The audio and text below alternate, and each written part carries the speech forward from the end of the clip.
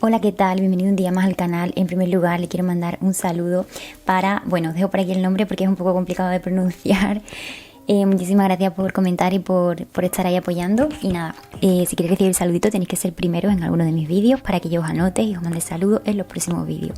Por supuesto, vamos también a mandar saluditos para todos los miembros que son Edu, Germán, Lore Rope, Andrés, Anyone Off, que de verdad os lo agradezco infinito, ese apoyo siempre. Y ahí queda vuestro saludito, ya sabéis, en la cajita de info os dejo enlace por si también queréis apuntaros. Y bueno, vamos con el vídeo de hoy. Continuamos con los resúmenes del libro de Britney porque quiero acabarlo ya cuanto antes para que tengáis todo el resumen completo y podáis acceder a él cuando queráis. Y como sabéis lo estamos haciendo por capítulos, ¿vale? Os voy a dejar una lista de reproducción, tanto en la cajita de info como por aquí, de los anteriores resúmenes, o sea, las anteriores partes, ¿vale? Porque vamos por el capítulo número 27, ¿ok? Así que vamos a comenzar por ahí, vamos a ver dónde nos quedamos, depende de lo que yo me enrolle. Y si os interesa saber cómo continúa el libro, quedaos a ver el vídeo.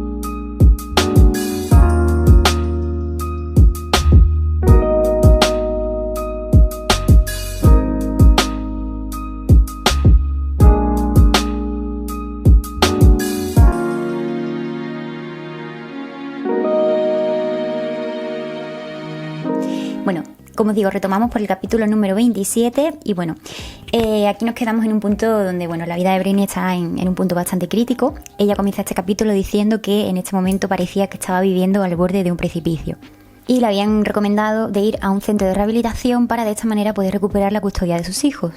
Y bueno, ella, a pesar de que dice que no tenía ningún tipo de trastorno, o sea, ningún tipo de adicción, ¿no? Ni a drogas, ni alcohol, ella creía que era más algo, bueno, problemas de salud mental, un problema de tristeza, de rabia por, evidentemente, la situación que estaba viviendo a nivel personal. Ella aceptó. Su padre le dijo directamente que para él era una deshonra totalmente, su hija. Britney dice que ya se sentía lo suficientemente avergonzada y abochornada como para que su padre pues le tuviera que decir eso en su cara. Se sentía muy muy sola. Y bueno, cuando salió de rehabilitación pudo conseguir la custodia compartida de sus hijos. Dice que también fue gracias a la ayuda de un gran abogado. Pero la batalla con Kevin cada vez era más violenta y la estaba consumiendo por completo. En el libro recalca varias veces que Blackout es uno de los mejores trabajos de su carrera, que la llena totalmente de orgullo y que es un trabajo increíble. Dice que en este punto de su vida tenía que interpretar Gimme More en los VMAs. En este momento no tenía muchas ganas, no le apetecía demasiado y tampoco se encontraba en condiciones, ¿no? Según lo que ella cuenta en el libro, pero su equipo la presionó para que lo hiciera para mostrar al público que realmente ella se encontraba bien. El único problema de ese plan es que yo no estaba bien. Ella no entra en mucho detalle con lo que pasó, bueno, con respecto a esa actuación y lo que pasó entre bastidores. Ya sabéis que hay muchas teorías, como lo que ocurrió con el peluquero. De hecho, tengo un vídeo hablando de un poco, hablando de supuestas teorías de lo que pasó. Ella simplemente dice que tuvo un problema con las extensiones del pelo y con el vestuario. Que os acordáis que, bueno, que hay fotos del ensayo que se filtraron, que ella sale con una coleta larga, bueno, pues después sale con el pelo corto. Pues eso. Ella dice que hubo problemas con eso, con el vestuario y con las extensiones. Dice que la noche anterior no había dormido y que se sentía mareada. Encima se encontró con Justin Timberlake. Y dice que él se mostró de una forma muy arrogante y que ella estaba en plan viviendo un ataque de pánico. Dice que no había ensayado lo suficiente, estaba cansada, mareada y que odiaba su aspecto. Ella sabía ya que iba a salir mal. Dice que ella apareció en escena e hizo lo que pudo en ese momento. Que dice que está muy lejos de lo mejor que podría haberlo hecho en otro momento de su vida. Dice, me veía en la pantalla del vídeo del auditorio mientras actuaba y era como verme reflejada en un espejo de la casa del terror. Ella comenta que no va a defender esa actuación y que va a decir que fue buena, pero dice que le pareció demasiado exagerado los comentarios que hubo con respecto a ello, ¿no? Y esas consecuencias tan brutales que tuvo. También comenta esa intervención de la cómica Sarah Silverman cuando salió a criticar a Britney y a decir que sus hijos eran los dos errores más adorables que había visto, bueno, que veréis jamás. En ese momento ella no lo oyó en directo, lo oyó más adelante porque ella en ese momento se encontraba llorando porque ya había actuado y bueno, estaba destrozada. Dice que durante las semanas posteriores, pues todos los periódicos, todas las revistas estaban burlándose de esa actuación, de su cuerpo, de su imagen, de todo. Al final era como, bueno, un añadido más al sufrimiento por el que estaba pasando Britney. Dice, yo tenía la sensación de que la gente solo quería hablar de una cosa, de si era o no buena madre, y no de cómo había conseguido producir un álbum tan potente mientras sostenía 2 bebés y era perseguida por decenas de hombres peligrosos todos los días. En ese momento su equipo de agentes renunció y también un guardaespaldas se presentó en el juicio como testigo de la abogada Gloria Allred en la causa por la custodia. Dice que declaró que Britney consumía drogas y no le sometieron a un contrainterrogatorio. Pero una psicóloga familiar declaró también en el juicio, era una psicóloga que estaba designada por el tribunal, dijo que Britney amaba a los hijos, que tenía un vínculo muy muy fuerte con ellos, y también dijo que en la casa de Britney no se producía nada que pudiera calificarse de maltrato. Pero dice que que estas declaraciones no ocuparon ningún titular.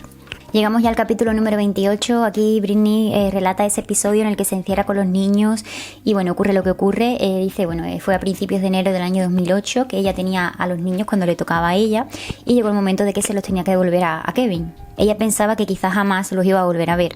Lo que hizo fue correr al baño con Jaden en brazos y cerrar la puerta.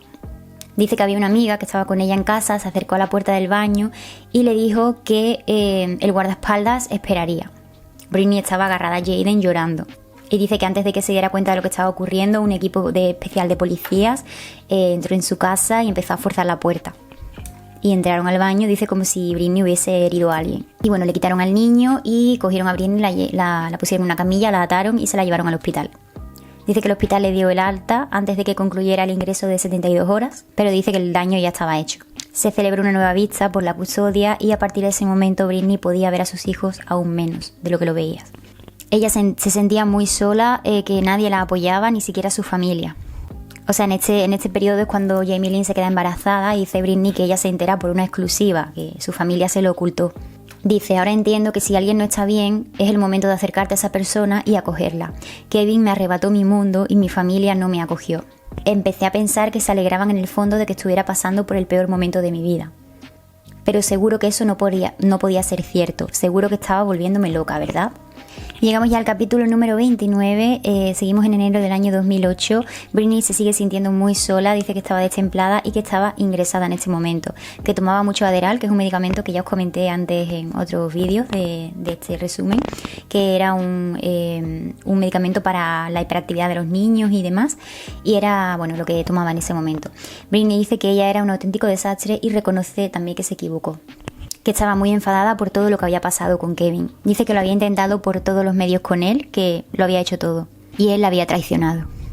En esta etapa Britney comienza a salir con un fotógrafo, dice que estaba muy muy enamorada de él, y él había sido paparazzi. Entonces Britney dice que por eso entiende que la gente creyera que no era una buena influencia para ella. Pero dice que en ese momento de su vida la trató con caballerosidad y la defendía cuando otras personas se ponían agresivas. Y como Britney estaba muy muy sola y alguien le estaba dando atención y cariño, pues evidentemente Britney no iba a desaprovechar esa oportunidad. Es totalmente comprensible. Dice que en aquel momento ella, si algo no le gustaba, no se callaba. Aquí hace referencia a esa agresión que sufrió recientemente en Las Vegas. Dice, si me hubieran golpeado en la cara en Las Vegas, como de hecho me ocurrió en julio de 2023, habría devuelto el golpe fijo. Y en esta época no le temía a nada.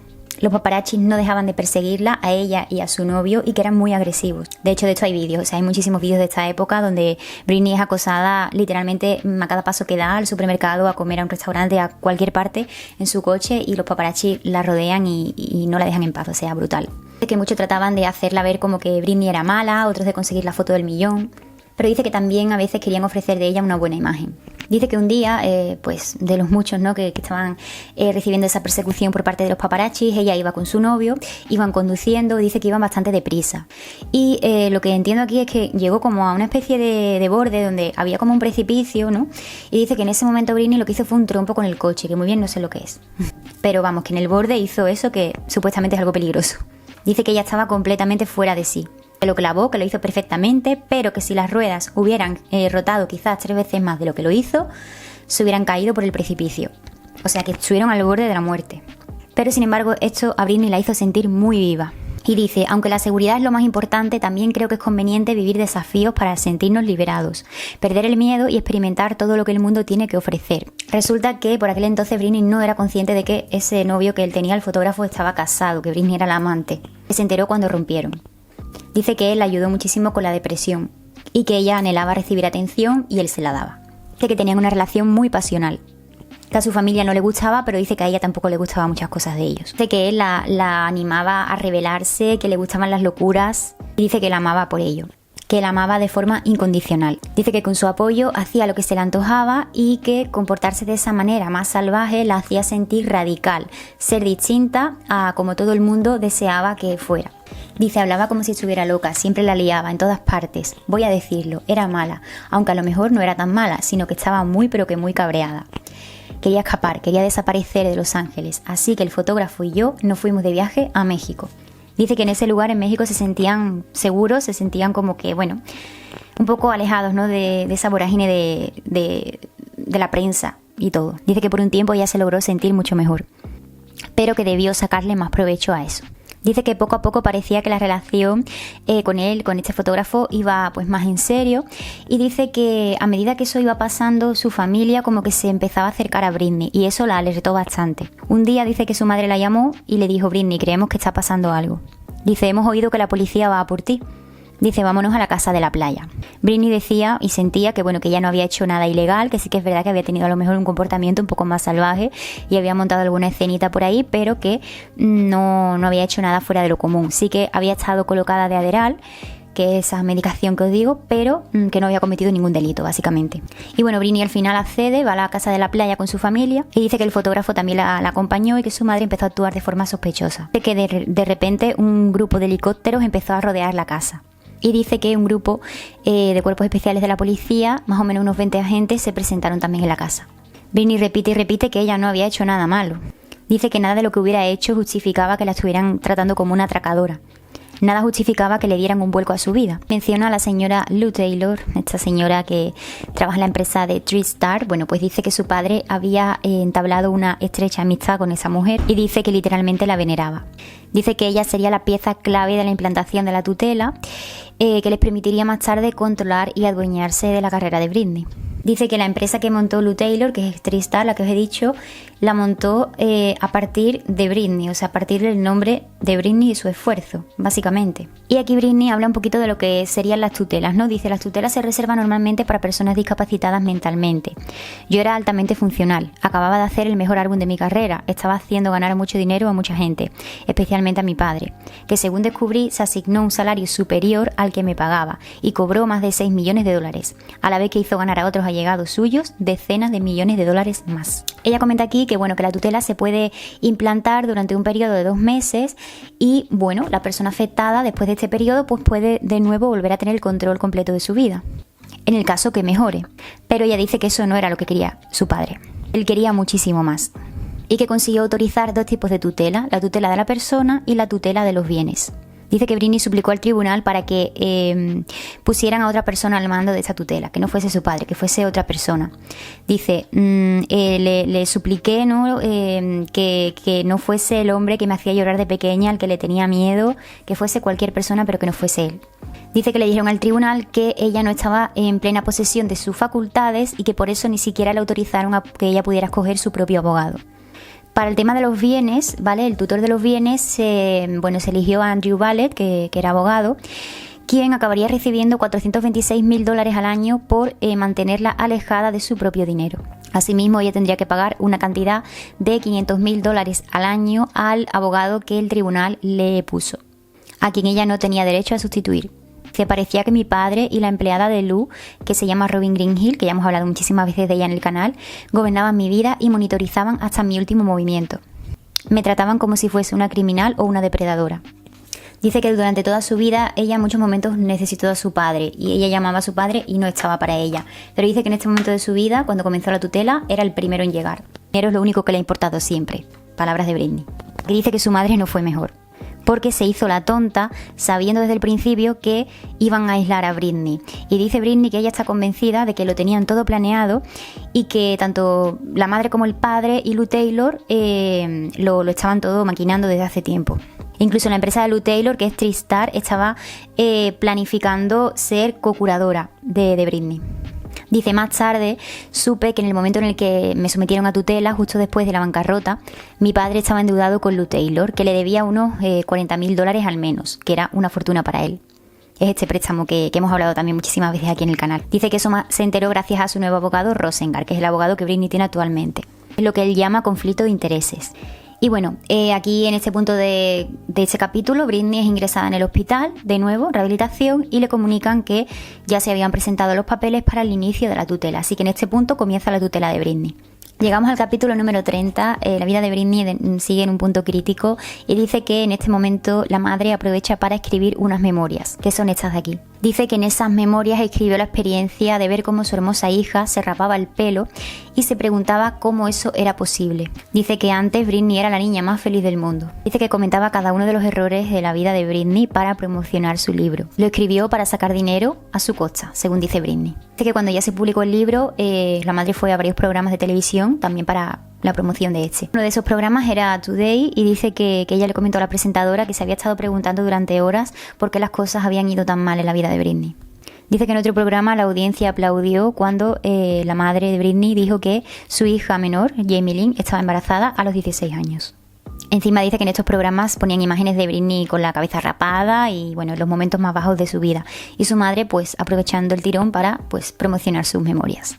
Cosa que a Britney le parece horrible. Dice que el libro tuvo muchísimo éxito y todo a su costa. Dice que fue un momento muy inoportuno para hacerlo. Aquí ella hace como, sí, rememora un poco todas las situaciones a las que se había enfrentado en los últimos tiempos y que eso había desencadenado la situación tan crítica en la que ella se encontraba. La grave depresión posparto, la tortura de que le quitaran los niños, la muerte de su tía Sandra, con la que ella tenía tanta relación, el acoso de los paparazzi, todo eso al final le había pasado factura y dice que eso le había hecho empezar a pensar en cierto sentido como una niña. Dice, al considerar las peores cosas que hice durante esa época, no creo que la suma de todo ello se acerque ni de lejos a la crueldad que suponía el hecho de que mi madre escribiera y promocionara ese libro. Mi madre estaba haciendo caja en esa época terrible de mi vida. Dice que la conclusión de muchos de los lectores de este libro era que Britney era una mala persona. Incluso la propia Britney al leerlo se sentía mala persona. Britney estaba destrozada por completo. Dice, juro por Dios que lloro solo de pensar en mis hijos sufriendo algo tan espantoso como lo que yo sufrí cuando eran pequeños. Si uno de mis niños estuviera experimentando algo parecido, ¿alguien cree que escribiría un libro sobre ello? Rogaría a Dios, haría cualquier cosa por ayudarlo en esa situación. Lo último que haría sería ir a la peluquería para ponerme mona con un corte bob, vestirme con un elegante traje de chaqueta y sentarme en un programa matinal para hacer caja con las desgracias de mi hija. Ella dice que a veces suelta mierda en Instagram, o sea, todos esos posts de Instagram que ella ha escrito sobre su familia y sobre las situaciones que ha ido viviendo, ¿no?, tan traumáticas, y dice que la gente a veces se pregunta por qué tanta rabia con sus padres, ¿no? Y dice que si hubieran estado en su piel lo entenderían. Capítulo 31. Dice que la tutela supuestamente se estableció porque Britney era incapaz de hacer cualquier cosa. Dice entonces por qué una semana más tarde me llevaron a grabar un capítulo de la serie Cómo conocí a vuestra madre y luego me lanzaron a una extenuante gira mundial. Dice, parecía que todo estaba resuelto, mi padre echó a mi novio y yo ya no podía conducir. Mis padres me privaron de mi condición de mujer. Para ellos fue todo de lo más beneficioso. Dice que no puede creer cómo el estado de California permitió que un hombre como su padre fuese capaz de dirigir la vida por completo de Britney después de todo lo que ella había conseguido. Dice que su padre presentaba la tutela como una piedra angular para el camino hacia la vuelta de Britney a los escenarios. Dice que lo que su padre decía es, ahora está de maravilla, está trabajando para nosotros, todo es una situación ideal para la familia. Y Britney se pregunta que si era ideal para él, o sea, para Britney o para él. Y ella se pregunta que, llegados a este punto, ella ya podía trabajar, ¿no?, como si no hubiese pasado nada, pero después no podía, por ejemplo, elegir un novio, estaba demasiado loca como para hacer eso. Pero estaba perfectamente para, por ejemplo, eso, no hacer una gira, participar en un programa de televisión, en una serie, etcétera. Dice que en este momento Britney empezó a pensar que su padre la veía exclusivamente como una persona que le iba a generar dinero y básicamente eso. Dice que todavía en este momento, aunque todo era un caos, todavía conservaba la esencia de su persona y todavía era capaz de controlar y gestionar ciertos aspectos de su vida que solía hacer antes de la tutela. Dice, yo no solo no robaba a nadie, ni le hacía daño a nadie, ni tomaba drogas duras, es que era capaz de llevar un recuerdo de lo que podía desgravar por el pago de impuestos. Eso cuenta ella que ya lo hacía, ¿no? El tema de los impuestos, el tema de las facturas, eso todo lo llevaba ella, ¿no? Lo había llevado siempre y todavía lo llevaba, pero a partir de la tutela, pues evidentemente ya no podía hacerlo. Y el padre le dijo lo siguiente, solo quiero que sepas que ahora mando yo, tú siéntate ahí, en ese taburete, y te contaré lo que pasa. Dice que Britney se quedó mirándolo con una sensación de terror y el padre le dijo, ahora yo soy Britney Spears. Y bueno, hasta aquí lo voy a dejar porque si no va a ser demasiado largo. Os dejo la cajita de info en mis redes sociales. Soy Sugarfall7 en Twitter y en TikTok. Espero que os esté gustando mucho este resumen. Nos vemos muy prontito en el próximo. Espero que estéis muy bien y muchísimas gracias por el apoyo.